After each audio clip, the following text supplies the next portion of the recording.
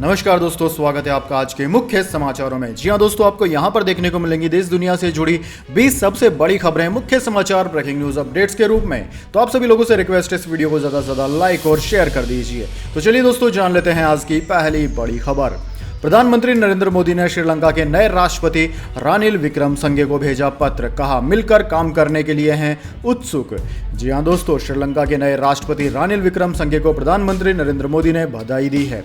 PM Modi ने रानिल विक्रमसिंघे को उनके चुनाव पर बधाई पत्र भेजा है। पीएम मोदी ने कहा कि भारत स्थापित लोकतांत्रिक साधनों के माध्यम से स्थिरता और आर्थिक सुधार के लिए श्रीलंकाई लोगों का समर्थन करेगा।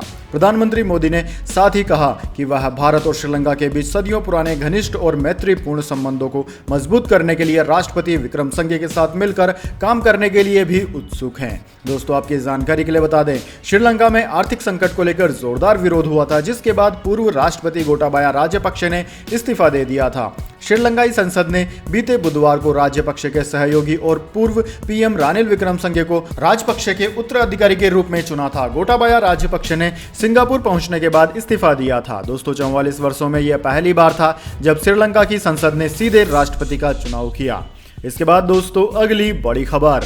अर्पिता मुखर्जी के घर से मिली डायरी से खुलासा, ईडी को कई नेताओं और मंत्रियों के नंबर मिले, कोड वर्ड में कोटे का भी जिक्र। जी हां दोस्तों, पश्चिम बंगाल के मंत्री पार्थ चटर्जी की खास और अभिनेत्री अर्पिता मुखर्जी के पास से 2 डायरी बरामद हुई है। ये डायरियां पार्थ चटर्जी के काले राज उगल रही हैं। इनमें से एक डायरी में बैंकों में नगद रुपए जमा कराए जाने का विवरण है, जबकि दूसरी डायरी में कई महत्वपूर्ण लोगों के नाम, नंबर और रकम दर्ज है। ईडी को उम्मीद है कि इस डायरी से कुछ नए घोटालों का पता चल सकेगा। अर्पिता के घर से बरामद हुई 2 डायरियों में से पहली काली डायरी पश्चिम बंगाल सरकार के हायर एजुकेशन डिपार्टमेंट की है, जिसमें कुल 40 पेज हैं, जबकि दूसरी डायरी पॉकेट डायरी है, जिसमें कुल 11 पेज हैं। ईडी सूत्रों के मुताबिक इन डायरियों में लिखे कोड को डिकोड करने का काम शुरू हो गया है। अब तक की जांच के मुताबिक पता चला है कि इनमें से एक डायरी में अर्पिता अपने बैंक खातों में जो नकदी जमा करती थी उसका विवरण है। ईडी जानना चाहती है कि अर्पिता के पास ये पैसे कहां से आते थे।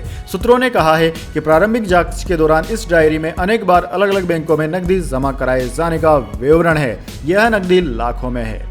इसके बाद दोस्तों, अगली बड़ी खबर। सोनिया गांधी से आज 6 घंटे हुई पूछताछ, ईडी ने कल फिर बुलाया। जी हां दोस्तों, न्यूज़पेपर नेशनल हेराल्ड से जुड़े मनी लॉन्ड्रिंग केस में कांग्रेस अध्यक्ष सोनिया गांधी से पूछताछ खत्म हो गई। उनसे करीब 6 घंटे तक एजेंसी ने पूछताछ की। सूत्रों के मुताबिक ईडी ने उन्हें फिर बुधवार यानी कि आज पूछताछ के लिए बुलाया है। सोनिया गांधी के बेटे राहुल गांधी और बेटी प्रियंका गांधी के साथ सुबह करीब 11 बजे एपीजे अब्दुल कलाम रोड पर विद्युत लेन में स्थित ईडी के कार्यालय में वे पहुंची थी। इसके बाद करीब आधे घंटे के लिए लंच के लिए ईडी दफ्तर से निकली और फिर करीब 3:30 बजे वापस पहुंची। अधिकारियों ने बताया कि प्रियंका ईडी कार्यालय के एक अन्य कमरे में रुकी हुई थी, ताकि जरूरत पड़ने पर वह अपनी मां से मिल सके और उन्हें दवाएं या चिकित्सक सहायता मुहैया करा सके। दोस्तों, सोनिया गांधी 75 साल से पहली बार 21 जुलाई को मामले में 2 घंटे से अधिक समय तक पूछताछ की गई थी। इसके बाद दोस्तों, अगली बड़ी खबर। विरोध प्रदर्शन के दौरान हिरासत में लिए गए राहुल गांधी बोले, देश में पुलिस राज, मोदी जी हैं राजा। जी हां दोस्तों, कांग्रेस के नेता राहुल गांधी को कल उस समय हिरासत में ले लिया गया जब वह विरोध प्रदर्शन का नेतृत्व कर रहे थे और सड़क पर बैठ गए थे। वे उनकी मां सोनिया गांधी से परिवर्तन निर्देशालय पूछताछ कर रहा है, जिसका विरोध कर रहे थे। कीमतों में वृद्धि से लेकर जीएसटी और केंद्रीय एजेंसियों के दुरुपयोग समेत कई मुद्दों को लेकर वह प्रदर्शन कर रहे थे और कई पुलिसकर्मियों से घिरे थे। लगभग 30 मिनट तक चले गतिरोध के बाद कांग्रेस सांसद को हिरासत में लेकर उसी बस में बैठा दिया गया, जिसमें अन्य सांसदों को पहले ही हिरासत में लिया गया था। राहुल गांधी ने हिरासत से पहले कहा था कि भारत में पुलिस राज है, मोदी एक राजा है। वहीं दूसरी तरफ नेशनल हेराल्ड मामले में उनकी मां और कांग्रेस अध्यक्ष सोनिया गांधी को दूसरे दौर की पूछताछ के लिए परिवर्तन निर्देशालय बुलाया गया था। सोनिया गांधी के साथ उनकी बेटी प्रियंका गांधी वाड्रा भी जांच एजेंसी के कार्यालय गई। इसके बाद दोस्तों, अगली बड़ी खबर। तालिबान ने हिंदुओं से की अपील, कहा लौट आइए, सुरक्षा की फुल गारंटी देंगे। जी हां दोस्तों, अफगानिस्तान में तालिबान के कब्जे के बाद से वहां के लोगों के हालात बदतर हो गए हैं। खासकर हजारों की संख्या में हिंदू और सिख समुदाय के लोग देश छोड़कर जा चुके हैं। इस बीच तालिबान ने दावा किया है कि अफगानिस्तान में सुरक्षा की स्थिति हल हो गई है। उसने अल्पसंख्यकों, हिंदुओं और सिखों से देश वापस लौटने का आग्रह किया है। तालिबान राज्य मंत्री के कार्यालय के महानिदेशक डॉक्टर मुल्ला अबुल वासी वसी द्वारा 24 जुलाई को अफगानिस्तान के हिंदू और सिख परिषद के कई सदस्यों के साथ मुलाकात के बाद यह बयान आया। अफगानिस्तान के चीफ ऑफ स्टाफ के कार्यालय ने ट्वीट कर यह जानकारी दी। दोस्तों, वसी ने काबुल में हिंदू और सिख नेताओं के एक प्रतिनिधिमंडल से मुलाकात की। उन्होंने कहा कि सभी भारतीय और सिख जो सुरक्षा समस्याओं के कारण देश छोड़कर गए थे, अब अफगानिस्तान लौट सकते हैं क्योंकि देश में सुरक्षा स्थापित हो गई है। तालिबान की विज्ञप्ति के अनुसार सिख नेताओं ने काबुल में गुरुद्वारे पर इस्लामिक स्टेट खुरासान प्रांत के हमले को रोकने के लिए तालिबान को धन्यवाद दिया। इसके बाद दोस्तों, अगली बड़ी खबर, अब होगी मंकी पॉक्स की भी जांच। RT-PCR किट हुई लॉन्च, 50 मिनट में मिलेंगे नतीजे। जी हां दोस्तों, डायग्नोस्टिक कंपनी जेनर टूमी ने मंगलवार को घोषणा करते हुए कहा कि उन्होंने मंकी पॉक्स वायरस के लिए एक रियल टाइम PCR आधारित किट विकसित की है। कंपनी ने दावा किया है कि उसकी POXQ मल्टीप्लेक्स वाली RT-PCR kit high frequency rate के साथ 50 मिनट से भी कम समय में परिणाम देती है। जेनस टूमी के CEO और संस्थापक नीरज गुप्ता ने एक बयान में कहा कि यह अभूतपूर्व समय स्वास्थ्य सुरक्षा तैयारियों और तत्परता में नैदानिक परखों के महत्व को रेखांकित करता है। समय के मूल्य को समझते हुए हमने मंकी पॉक्स के लिए यह RT-PCR लॉन्च किया है, जो उच्चतम सटीकता के साथ 50 मिनट से भी कम समय में परिणाम देगा। इसके बाद दोस्तों, अगली बड़ी खबर, कैमरे में हुआ कैद, प्रदर्शन के दौरान पुलिसकर्मी ने कांग्रेस नेता से की हाथापाई, बाल भी खींचे। दोस्तों, देश की राजधानी दिल्ली में कल एक विरोध प्रदर्शन के दौरान कई कांग्रेस नेताओं को हिरासत में लिया गया। प्रदर्शन के दौरान के सामने आए एक वीडियो में पुलिस को यूथ कांग्रेस प्रमुख BV श्रीनिवासन के साथ हाथापाई करते हुए उनके बाल खींचते हुए देखा जा सकता है। दोस्तों, श्रीनिवास ने बाद में बताया कि उन्होंने मुझे मारा, उन्होंने मेरे बाल खींचे। इससे पहले जब एक पुलिसकर्मी बाल खींच रहा था तो श्रीनिवास को चिल्लाते हुए सुना गया। वीडियो में एक पुलिसकर्मी को बेरहमी से उन्हें कार में धक्का देते देखा जा सकता है। प्रदर्शनकारियों पर बर्बर पुलिस कार्रवाई की निंदा करते हुए इस वीडियो को कई कांग्रेस नेताओं ने शेयर किया। उधर दिल्ली पुलिस ने कहा है कि वह वीडियो में नजर आ रहे अपने कर्मचारियों के खिलाफ कार्यवाही करेगी। एक अधिकारी ने ANI से बात करते हुए कहा कि हम कर्मचारियों की पहचान करने की कोशिश कर रहे हैं। पहचान के बाद स्टाफ के खिलाफ अनुशासनात्मक कार्यवाही शुरू की जाएगी। प्रदर्शन की अगुवाई करने वाले कांग्रेस सांसद राहुल गांधी भी हिरासत में लिए गए पार्टी नेताओं में शामिल थे। इन्हें बाद में एक पुलिस स्टेशन ले जाया गया। ये कार्यकर्ता नेता नेशनल हेराल्ड मामले में कांग्रेस प्रमुख सोनिया गांधी से परिवर्तन निदेशालय की पूछताछ, महंगाई, GST और बेरोजगारी के मुद्दे पर विरोध कर रहे थे। इसके बाद दोस्तों, अगली बड़ी खबर, लोकसभा के 4 कांग्रेस सांसदों के साथ राज्यसभा के 19 विपक्षी सांसद हुए निलंबित। जी हां दोस्तों, संसद के मानसून सत्र के दौरान सदन के वेल में प्रवेश करने और नारेबाजी के लिए राज्यसभा के 19 सांसदों को एक बार फिर निलंबित कर दिया गया। तृणमूल कांग्रेस सांसद सुष्मिता देव, डॉक्टर शांतनु सेन और डोला सेन सहित 19 सांसदों को सप्ताह भर के लिए सस्पेंड कर दिया गया है। केंद्रीय मंत्री और बीजेपी नेता पीयूष गोयल ने कहा कि सांसदों को निलंबित करने का फैसला भारी मन से लिया गया। वे लगातार चेयरमैन की अपील की अनदेखी कर रहे थे। वित्त मंत्री निर्मला सीतारमण के कोविड संक्रमण से उभरने और संसद लौटने के बाद सरकार महंगाई के मुद्दे पर बहस के लिए तैयार है। उन्होंने कहा कि सदन ने निर्णय लिया है कि जो सदस्य कार्रवाई में हिस्सा नहीं ले रहे हैं उनको सस्पेंड किया जाए। हम बताना चाहते हैं कि भारत में अन्य देशों के मुकाबले महंगाई कम है। विपक्ष चर्चा से भाग रहा है। इसके बाद दोस्तों, अगली बड़ी खबर, फिर विवादों में सांसद सिमरजीत सिंह मान, अब गोल्डन टेम्पल में भगत सिंह की तस्वीर हटाने की मांग। जी हां दोस्तों, शहीद भगत सिंह को आतंकवादी बताने के बाद अब सिमरजीत सिंह मान के नेतृत्व वाली शिरोमणि अकाली दल ने गोल्डन टेम्पल के केंद्रीय सिख संग्रहालय से उनकी तस्वीर हटाने की मांग की है। सिमरनजीत सिंह मान के बेटे ईमान सिंह मान के नेतृत्व में एक प्रतिनिधिमंडल ने SGPC अध्यक्ष हरजिंदर सिंह धामी को एक ज्ञापन सौंपा, जिसमें कहा गया कि भगत सिंह खुद को नास्तिक मानते थे, इसलिए उनकी तस्वीर संग्रहालय से हटाई जानी चाहिए। सांसद बनने के बाद से ही सिमरजीत सिंह मान के बयान एक के बाद एक विवादों के घेरे में है। दोस्तों, अकाली दल के सुप्रीमो सिमरनजीत सिंह मान ने महान क्रांतिकारी भगत सिंह को आतंकवादी बताने के बाद सार्वजनिक तौर पर माफी मांगने से इनकार कर दिया था, जिसके बाद दिल्ली भाजपा के एक नेता ने मान के खिलाफ शिकायत दर्ज की। शिकायत में कहा गया है कि स्वतंत्रता सेनानी भगत सिंह की कथित तौर पर एक आतंकवादी से तुलना की गई। इसके बाद दोस्तों, अगली बड़ी खबर, अब जापान पहुंचा मंकी पॉक्स, 95% मामले यौन संबंधों से फैले। जी हां दोस्तों, जापान ने सोमवार को देश में मंकी पॉक्स का पहला मामला मिलने की पुष्टि की है।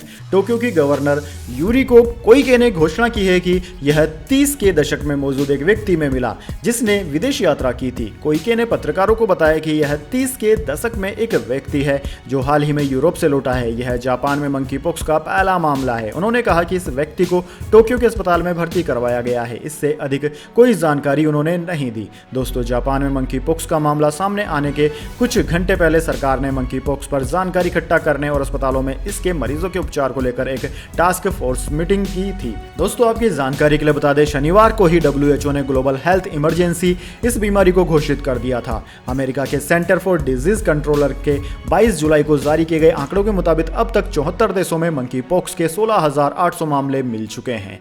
इसके बाद दोस्तों, अगली बड़ी खबर, जोमेटो का शेयर 2 दिन में 23% गिरा। 8 महीने में निवेशकों का 1 लाख करोड़ रुपए डूबा। जी हां दोस्तों, जोमेटो के शेयर में आज भी बड़ी गिरावट देखने को मिली। मंगलवार को इस फूड डिलीवरी कंपनी के शेयर 12.50% गिरकर 41.65 पर बंद हुए, यानी कि सोमवार को इसके शेयर लगभग 11% डाउन थे। इसके बाद में आज 12.5%। इस तरीके से कुल मिलाकर 2 दिनों में जोमेटो के शेयर 23% गिर चुके हैं। दोस्तों, जोमेटो के शेयर अपने IPO प्राइस से 76 रुपए से भी 46% नीचे आ गए हैं। ऑल टाइम हाई से इसके शेयर 75% से ज्यादा गिर चुके हैं। दोस्तों, जोमेटो के शेयर में निवेशकों का लॉक इन पीरियड खत्म हो गया है, लिहाजा इसमें भारी बिकवाली देखने को मिल रही है। यह शेयर लगातार दूसरे दिन क्रैश होता नजर आया। इसके बाद दोस्तों, अगली बड़ी खबर, भारतीय महिला टीम को लगा बड़ा झटका। 2 खिलाड़ी हुए कोरोना पॉजिटिव। जी हां दोस्तों, भारतीय महिला क्रिकेट टीम की एक और सदस्य कोविड-19 पॉजिटिव पाई गई है और शुक्रवार को यहां ऑस्ट्रेलिया के खिलाफ होने वाले पहले मुकाबले से पूर्व भारत में ही रुक गई है। भारतीय टीम रविवार सुबह बर्मिंघम के लिए रवाना हुई, लेकिन 2 खिलाड़ी टीम के साथ नहीं जा पाई। भारतीय क्रिकेट कंट्रोल बोर्ड BCCI के अध्यक्ष सौरव गांगुली ने इससे पहले टीम की एक सदस्य के पॉजिटिव होने की पुष्टि की थी। खेलों से पहले टीम ने NCA में ट्रेनिंग की थी। भारतीय महिला क्रिकेट को कॉमनवेल्थ गेम्स में पहली बार शामिल किया गया है। यहां T20 के मुकाबले होने हैं। दोस्तों, भारतीय ओलंपिक संघ के एक अधिकारी ने PTI को बताया कि दूसरी खिलाड़ी कोविड-19 पॉजिटिव पाई गई और यह रवानगी से पहले हुआ था। इसके बाद दोस्तों, जाने अगली बड़ी खबर, लेकिन उससे पहले मेरी आपसे एक छोटी सी रिक्वेस्ट है। अगर दोस्तों आपको अभी तक हमारी न्यूज पसंद आई है तो इसे एक छोटा सा लाइक जरूर दे दीजिए, और अगर आपको पसंद नहीं आई है तो बेशक आप डिसलाइक भी कर सकते हैं। लेकिन दोस्तों, लाइक और डिसलाइक जरूर कीजिए, क्योंकि दोस्तों यही हमारी मेहनत का फल होता है और इसी से हमें पता चलता है कि आपको हमारी वीडियोस पसंद आ रही है या नहीं। तो चलिए जान लेते हैं अगली बड़ी खबर। जम्मू कश्मीर ईडी ने मनी लॉन्ड्रिंग मामले में फारूक अब्दुल्ला के खिलाफ दाखिल की चार्जशीट। जी हां दोस्तों, जम्मू कश्मीर क्रिकेट एसोसिएशन में कथित वित्तीय अनियमितताओं से जुड़े धन शोधन मामले में परिवर्तन निदेशालय ने यहां की एक अदालत में मंगलवार को नेशनल कॉन्फ्रेंस के अध्यक्ष और राज्य के पूर्व मुख्यमंत्री फारूक अब्दुल्ला के खिलाफ सप्लीमेंट्री चार्जशीट दाखिल की है। अब्दुल्ला 2001 से 2012 तक JKCA के अध्यक्ष थे और केंद्रीय अन्वेषण ब्यूरो यानी कि CBI तथा ED द्वारा की जा रही जांच 2004 और 2009 के बीच कथित वित्तीय हेराफेरी के बारे में है। दोस्तों, ED पहले ही 21 करोड़ रुपए से अधिक की संपत्ति कुर्क कर चुका है। इसमें अब्दुल्ला की 11.86 करोड़ रुपए की अचल संपत्ति भी शामिल है। ED ने दावा किया है कि उनकी अब तक की जांच से पता चला है कि एहसान अहमद मिर्जा ने JKCA के अन्य पदाधिकारियों के साथ मिलकर 51.9 करोड़ रुपए के JKCA कोष का दुरुपयोग किया था। इसके बाद दोस्तों, अगली बड़ी खबर, मैच के दौरान कबड्डी खिलाड़ी की हुई मौत। विपक्षी प्लेयर को छूकर भागते हुए गिरा, फिर नहीं उठा, पिता ने जीती ट्रॉफी के साथ दफनाया। दोस्तों, तमिलनाडु के पनरुति के पास एक गांव में कबड्डी खिलाड़ी की मैच के दौरान मौत हो गई। हादसा रविवार को डिस्ट्रिक्ट लेवल मैच के दौरान हुआ, लेकिन मामला मंगलवार को सामने आया। मैच के दौरान जब खिलाड़ी विमल राज की रेड करने की बारी आई तो वह विपक्षी पाले में सांसें थामकर अपना दांव खेलने गया। इस दौरान विपक्षी खिलाड़ियों ने विमल को घेर लिया और गिरा दिया। एक खिलाड़ी का पैर विमल के सीने पर गया, लेकिन उसने उसे अपने 2 पॉइंट ले लिए। हालांकि विमल इसके बाद उठ नहीं पाया। उसके साथियों ने उसे तुरंत अस्पताल पहुंचाया, जहां डॉक्टरों ने उसे मृत घोषित कर दिया। दोस्तों, पुलिस ने शव को पोस्टमार्टम के लिए भेजा। माना जा रहा है कि खिलाड़ी की मौत हार्ट अटैक से हुई। पुलिस ने मामला दर्ज कर लिया है और इसकी जांच की जा रही है। इस घटना के बाद इलाके में मातम पसरा है। खिलाड़ियों और परिजनों का रो रो कर बुरा हाल है। विमल का कबड्डी खेलते हुए वीडियो सोशल मीडिया पर काफी वायरल हो रहा है। इसके बाद दोस्तों, अगली बड़ी खबर, stock market news. Sensex Nifty हुए धड़ाम। डिटेल में जाने कैसे हुई बाजार की क्लोजिंग। जी हां दोस्तों, ग्लोबल बाजारों के मिले जुले रुख के साथ घरेलू बाजार, शेयर बाजार से विदेशी पूंजी की निकासी जारी रहने से मंगलवार को दोनों मानक सूचकांकों में गिरावट रही। बॉम्बे स्टॉक एक्सचेंज BSE का प्रमुख इंडेक्स सेंसेक्स 497.73 अंक यानी कि 0.89% फिसलकर 55,268 के स्तर पर बंद हुआ। वहीं दोस्तों, नेशनल स्टॉक एक्सचेंज का NSE निफ्टी 147.15 अंक यानी कि 0.88% गिरकर 16,483.85 के स्तर पर बंद हुआ। इसके बाद दोस्तों अगली बड़ी खबर, अमेरिका में आने वाली है आर्थिक मंदी, बाइडेन ने कही बड़ी बात। जी हां दोस्तों, अमेरिका में एक बार फिर से आर्थिक मंदी की आशंका को लेकर डर का माहौल है। कहा भी जा रहा है कि जीडीपी के आंकड़े आने से पहले राष्ट्रपति जो बाइडेन मंदी की परिभाषा को ही बदलने पर काम कर रहे हैं। बाइडेन को डर है कि जीडीपी के आंकड़े से आर्थिक गिरावट के संकेत मिल सकते हैं। इस बीच बाइडेन ने सोमवार को कहा कि उन्हें इस बात की अपेक्षा नहीं है कि अमेरिका आर्थिक मंदी का सामना करेगा, वह भी तब जब इस सप्ताह आने वाले जीडीपी के आंकड़े लगातार दूसरी तिमाही में अर्थव्यवस्था के सिकुड़ने की ओर इशारा कर सकते हैं। इस बीच ब्लूमबर्ग की ओर से कराए गए एक ताजा सर्वे में कहा गया है कि भारत के आर्थिक मंदी में फंसने की आशंका सबसे कम है, जो भारतीय अर्थव्यवस्था के लिए एक राहत भरी खबर है। दोस्तों आपकी जानकारी के लिए बता दें, अमेरिकी राष्ट्रपति जो बाइडेन ने कहा है कि मेरे विचार में हम अभी मंदी के दौर में नहीं जा रहे हैं। अमेरिका में बेरोजगारी दर अभी भी इतिहास में सबसे कम है, यह मात्र 3.6% क्षेत्र में है। हम अभी भी खुद को निवेश करने वाले लोगों के साथ पाते हैं। इसके बाद दोस्तों अगली बड़ी खबर, चुनाव में फ्री ऑफर से सुप्रीम कोर्ट हुआ नाखुश। कहा पॉलिटिकल पार्टियां लालच देती है, रोक के लिए केंद्र जल्द रास्ता निकाले। जी हां दोस्तों, सुप्रीम कोर्ट ने चुनाव के दौरान मुफ्त की योजनाओं पर रोक लगाने की बात कही है। इसके लिए केंद्र सरकार को निर्देश दिया है कि जल्द से जल्द इस दिशा में कोई रास्ता निकाले। इस मामले में अगली सुनवाई 3 अगस्त को होगी। वोटर्स को लुभाने के लिए मुफ्त की योजनाओं की घोषणाओं पर सुप्रीम कोर्ट ने 3 मार्च को आपत्ति जताई थी, जिस पर याचिकाकर्ता ने याचिका वापस ले ली थी। लेकिन मंगलवार को कोर्ट ने इसी तरह के एक दूसरे पेंडिंग मामले में सुनवाई करते हुए यह निर्देश दिया। दोस्तों सुप्रीम कोर्ट ने सरकार को निर्देश दिया कि वित्त आयोग से बात करे, मुफ्त में खर्च किए गए पैसों को ध्यान में रखकर जांच करे। चुनाव आयोग ने सुझाव दिया कि सरकार इस मुद्दे से निपटने के लिए एक कानून ला सकती है। सरकार का यह तर्क था कि यह मामला चुनाव आयोग के क्षेत्र में आता है। इसके बाद दोस्तों अगली बड़ी खबर, 5G बदल देगा दुनिया, 4G में 13 Mbps पर अटकी स्पीड, 5G का वादा 100 Mbps, यह रफ्तार भी दक्षिण कोरिया से 300% है कम। जी हाँ दोस्तों, जिस तरह 4G के मार्केट में रिलायंस की एंट्री ने भारत में इंटरनेट क्रांति ला दी थी, उसी तरह अब 5G की नीलामी में अडानी ग्रुप के उतरने से फिर आम आदमी की उम्मीदें और बाजार की हलचल बढ़ गई है। 5G भारत में जल्द आने वाला है, लेकिन भारत में इसकी स्पीड क्या होगी? वादा 2 GB प्रति सेकंड की पीक डाउनलोड स्पीड का है और औसत डाउनलोड स्पीड भी 100 MB प्रति सेकंड से अधिक रहने के दावे किए जा रहे हैं। अगर दोस्तों औसत स्पीड इसकी आधी भी हो जाए तो भी मौजूदा औसत 13.1 Mbps से करीब 4 गुना होगी। उधर दोस्तों 5G चला रहे देशों में सर्वाधिक औसत डाउनलोड स्पीड अभी 432 Mbps है, यानी कि हम फिर भी इंटरनेट रफ्तार में दुनिया में बहुत पीछे होंगे। दोस्तों आपकी जानकारी के लिए बता दें, सबसे तेज इंटरनेट की स्पीड दक्षिणी कोरिया में है। इसके बाद दोस्तों अगली बड़ी खबर, इंडिया वर्सेस वेस्ट इंडीज, भारतीय टीम इतिहास बनाने से महज एक जीत दूर, 39 सालों में पहली बार होगा ऐसा। जी हाँ दोस्तों, भारतीय टीम वेस्ट इंडीज के खिलाफ 3 वनडे मैचों की सीरीज खेल रही है। फिलहाल भारतीय टीम सीरीज में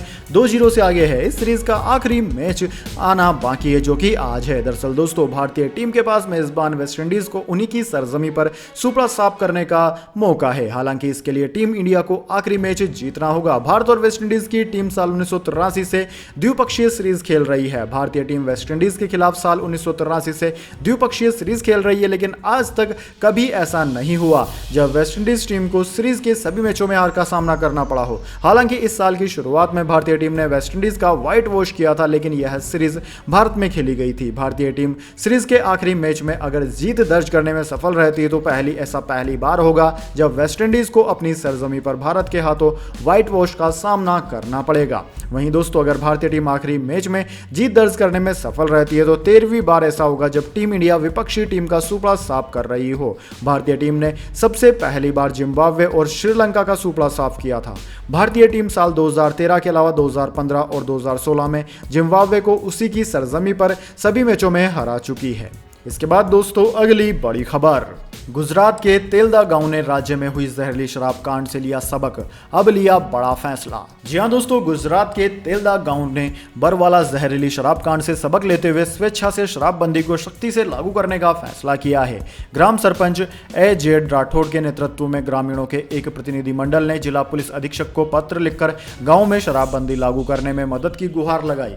ग्रामीणों ने एक प्रस्ताव पारित किया जिसमें यह संकल्प लिया गया कि कोई भी देशी शराब का निर्माण, बिक्री या सेवन सेवन नहीं करेगा, ना ही कोई IMFL को गांव में लाएगा। सरपंच ने स्थानीय मीडिया से कहा कि कुछ लोग हैं जो देशी शराब की डिस्टिलरी चला रहे हैं। लोग शराब खरीदते और पीते हैं। हर साल कम से कम 7 से 8 युवक शराब की लत के कारण मर जाते हैं और सभी सामाजिक और आर्थिक देनदारियां विधवा महिलाओं पर पड़ती है। यह मुद्दा बहुत गंभीर हो रहा है और इस पर ध्यान देने की जरूरत है, इसलिए यह निर्णय गांव ने लिया है। तो दोस्तों यह थी आज की तमाम बड़ी खबरें। इसके बाद दोस्तों अब बारी आती है आज के माइंड क्विज क्वेश्चन की। जी हाँ दोस्तों, एक आसान से सवाल का जवाब देकर आप जीत सकते हैं एक अमेजिंग सरप्राइज गिफ्ट हमारे यूट्यूब चैनल की ओर से। तो दोस्तों आज का सवाल आपकी स्क्रीन पर आ चुका है। भारत की सबसे पवित्र नदी कौन सी है? जी हाँ दोस्तों, अगर आप जानते हैं भारत की सबसे पवित्र नदी का नाम तो जल्दी से कमेंट बॉक्स में लिख दीजिए। अगर दोस्तों आपका जवाब होता है एकदम सही और आप चुने जाते हैं लक्की विजेता के रूप में, तो आपको मिल सकता है एक अमेजिंग सरप्राइज गिफ्ट हमारे यूट्यूब चैनल की ओर से। तो दोस्तों जल्दी से अपना उत्तर कमेंट बॉक्स में लिख दीजिए, वीडियो को लाइक कर लीजिए और चैनल को सब्सक्राइब करके बेल आइकन भी दबा लीजिए। धन्यवाद। वंदे मातरम। जय हिंद, जय भारत।